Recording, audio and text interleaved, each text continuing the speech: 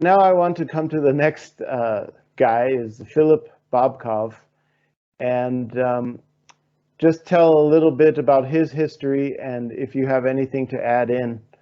There was in 19 he joined the Secret Services in 1945. This at that time they were known as the NKGB, and he had a mentor by the name Lavrently Beria.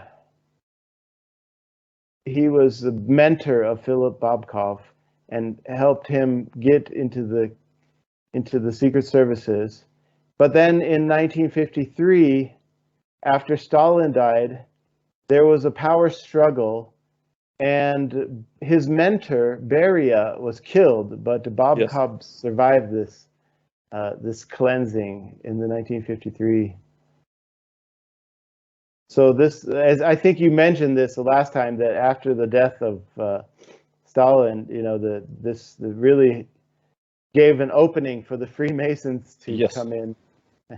I can even tell you, you can check in Wikipedia. If you go to Wikipedia and look for article on Lavrenti Beria, you will see the Time magazine with the mocking picture. So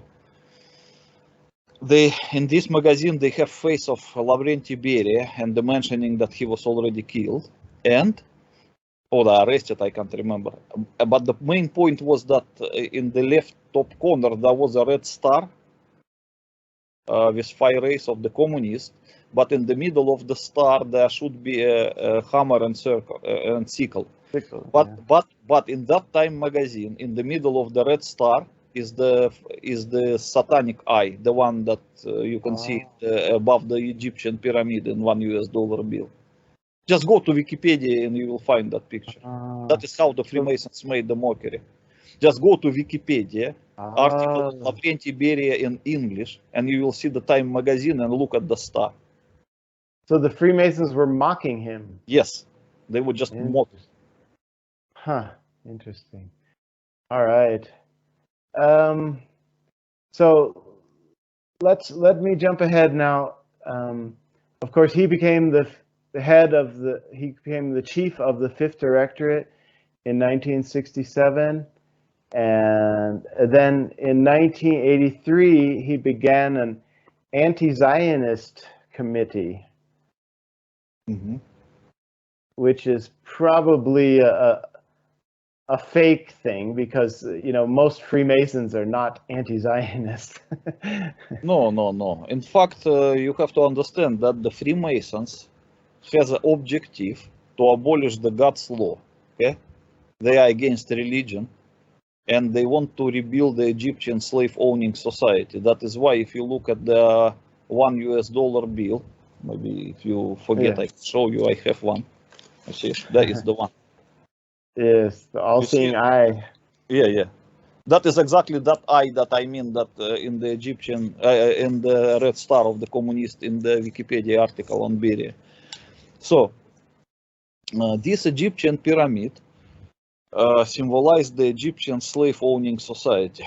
So because if you open the 10 Commandments in the words before the first commandment, it is said that the God says, "I am the Lord God who brought you out of Egypt, out of the house of slavery."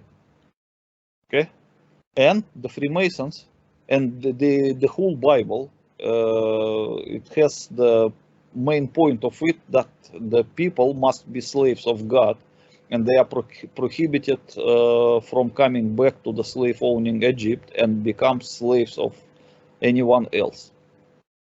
And that also can be understood that they are not prohibited to come back to the geographical Egypt. It means that they are prohibited of trying to build anything similar to the slave-owning Egypt on any land. So the Freemasons, they are, because they are openly satanic and they are against God, so their objective is entirely opposite of the biblical objective. So the God said that he brought people out of Egypt, out of the house of slavery, and prohibited them from coming back to Egypt. But the Freemasons want to bring them back to Egypt and to make them Egyptian slaves again, because they worship to Satan, and the Satan is a diametrically opposing figure compared to God.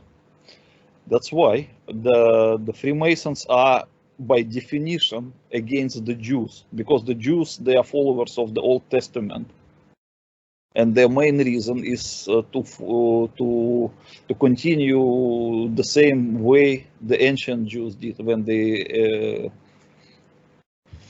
ran away from the Egyptian slavery and entered the promised land to live there according to the God's law. So that is the main point of the Jews. And the Freemasons, they are entirely opposite. They want to bring everyone back to the slave-owning Egypt. Yes, it doesn't mean that among the Freemasons there must not be Jews. There are some Jews among the Freemasons also, but this is satanic Jews, not the believing Jews. And the anti-Semitism, that is the Freemasonic ideology that is intended to bring up the Egyptian slaves, so that they will never repeat the attempt of the Jewish to do the new exodus from the slave-owning Egypt. That is why the anti-Semitism is the state ideology of any slave-owning state, including the Soviet Union. So while the original Russian Revolution of 1917 was done by the Jewish and under the Jewish slogan, "We are not slaves and slaves are not we," because they want to replicate the biblical exodus from the slave-owning Egypt and to rebuild the society without state, which is called the communism actually. Because communism is from the word commune, and the commune means society without the state. So, but the Freemasons want to oppose this and bring people back to the slave-owning state. And of course, the anti-Semitism, that is the state ideology of the Freemasons. That is why in the Soviet Union, especially after Stalin, before Stalin, the anti-Semitism in the Soviet Union was punishable by death. So means if anyone in the Soviet Union during Stalin time would openly practice anti-Semitism as like a public appeal, they will just execute him. There was just a death sentence in the Soviet Union for anti-Semitism during Stalin time, okay? Because that was considered counter-revolutionary directly. But after Stalin's death, anti-Semitism became an official ideology of the Soviet Union, but not immediately. It took maybe 15 years for the slow transition. So by the time of Bobkov, what you mentioned, that he became an official head of the anti-Zionist committee. In fact, it was not anti-Zionist, it was in fact anti-Semitic with another name, okay? So that's why. That's just to show. But how does he justify that? If he's saying, you know, a Freemason can justify that. Oh, we're against the Zionism because we're trying to create a slavery Egypt situation. But he's not telling the people he's a Freemason. So how can he justify it to the very easy, because the Freemasons created the state of Israel, okay, and they supported the Zionist ideology on the initial stage, because the Jews, when they were spread around the world, they created a lot of problems with the potential revolutionary movements, okay, because they showed a bad example of to the Muslims and to the so-called Christians. Because the state tried to teach their slaves that they should not follow the Old Testament, okay? Because they say there is the Jewish book. The real good slave must only follow the New Testament. And in so-called Islam, they do the same thing in regard to Quran. They say the Old Testament is a Jewish book, but the real good Muslim, they have to follow the Quran only and deny the Bible completely, including the New Testament even. So that is the way how they can keep people to be slaves of the state. So, and when the Jews are living in small groups here and there, they show a very bad example, because they show that that is not necessary to recognize the New Testament, and they can live according to the Old Testament. And that is really bad example, because all the revolutionary ideas actually come from the Jewish environment. So the Freemasons were very unhappy with that, and they want to collect all the Jews and to settle them in one small country where they can easily control them. That is why they were actually pro-Israel. They wanted to create the Israel because it is much easier to control all the Jews in small Israel, where they live in a compact way, than to control different multiple Jewish groups spread around the world here and there. So this is why you say that it was, on the surface they said they were anti-Zionism, but actually it was anti-Semitism. Yes, of course. Okay. So in the Soviet Union there was another story, because in the Soviet Union there were a lot of Jews, and some of these Jews, they have good education, they were scientists, they were musicians, they were good poets, writers, and other good members of society. Okay. So if all these Jews move to the Israel, the Soviet Union will lose a lot of educated people, and they didn't like it. So they try to, in one hand, there were actually conflict of interest. So actually they want to get rid of the Jews because they are dangerous, but in the same time they did not want to lose a lot of educated people. So that's why they try to replace the anti-Semitism with anti-Zionism. So they say that the Jews are bad because they want to betray our Soviet Union and move to Israel, and we spend the money to teach them in university, and they know a lot of state secret, because a lot of Jews, they are the scientists who created the nuclear bomb, and so things like this. Okay, and they say now all of them, they want to betray our countries and they want to move to Israel. So they have to create the anti-Zionist movement just to suppress them and not to allow them to leave the Soviet Union. But in the same time, it's just the word. In fact, that was just the anti-Semitism renamed into the anti-Zionism. Okay, thank you for that. Okay. Let me jump ahead to another one. Just in the 1985, this Babkov and the Gorbachev started a reform movement known as the Perestroika. Yes. Again, is this like a Freemasonic taking over? No, that was the final way to destroy the Soviet Union. So in this way, they just have the opportunity to destroy the Soviet Union, and as a result, it was destroyed. Interesting. So now speaking of the destruction of the Soviet Union, this is a very interesting. In the 1990, Babkov began transferring Soviet money into foreign banks because he knew the Soviet Union was collapsing. Get the money out, save the money for what's coming after the Soviet Union.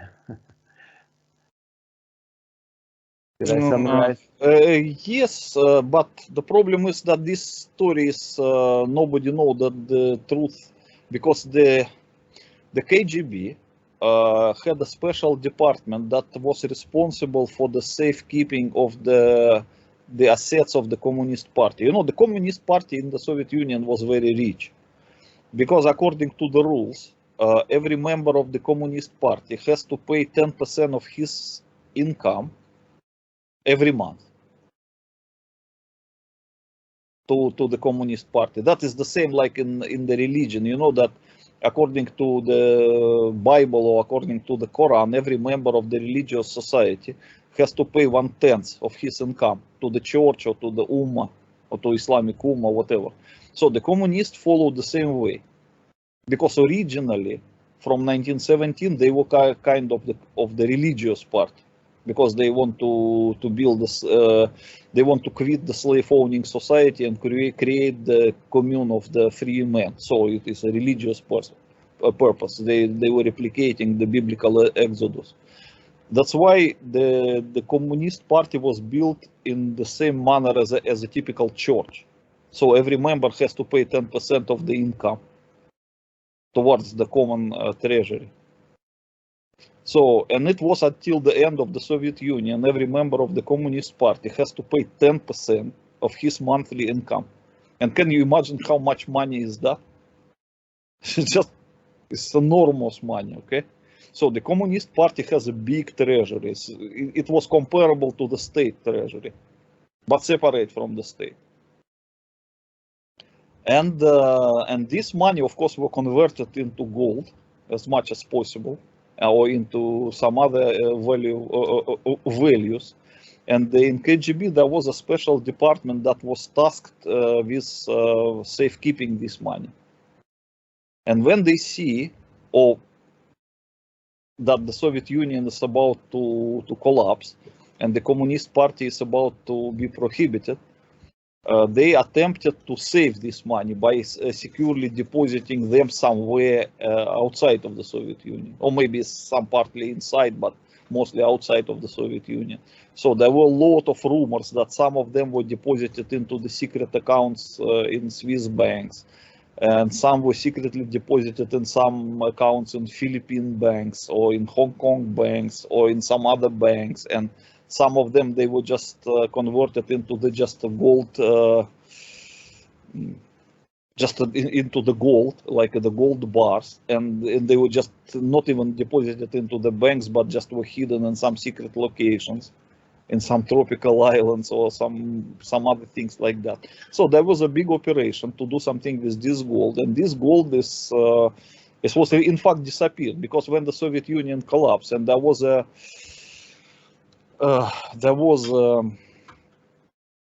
order to prohibit the Communist Party and to arrest all its assets, the money was not found. They were moved out of the Soviet Union already, and that was a big money.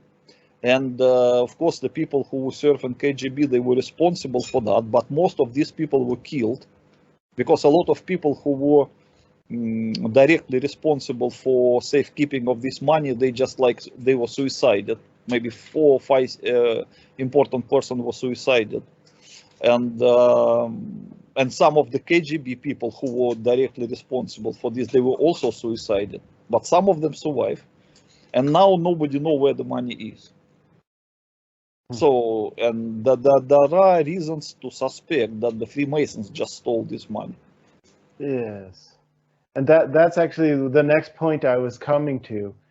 In the 1991, this Babkov started a group known as the SB Media Most. I don't know the Russian name for that. Yeah, the same. Yeah.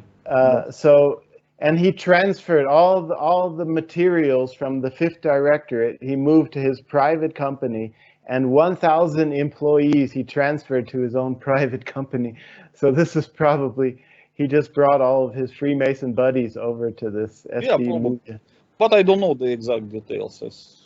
But yeah, you can suspect so. Yes.